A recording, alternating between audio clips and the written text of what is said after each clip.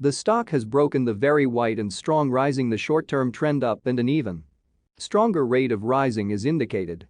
For any reaction back there will now be support on the roof on the current trend broken at $12.82, a level that may pose a second chance to hit a runner.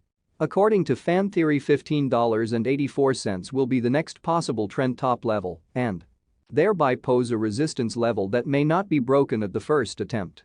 Signals and forecast. The AIRT stock holds buy signals from both short and long-term moving averages, giving a positive forecast for the stock. Also, there is a general buy signal from the relation between the two signals where the short-term average is above the long-term average.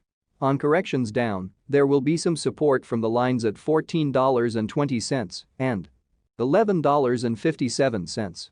A breakdown below any of these levels will issue sell signals.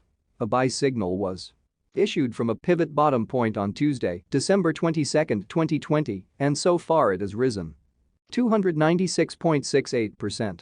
Further rise is indicated until a new top pivot has been found.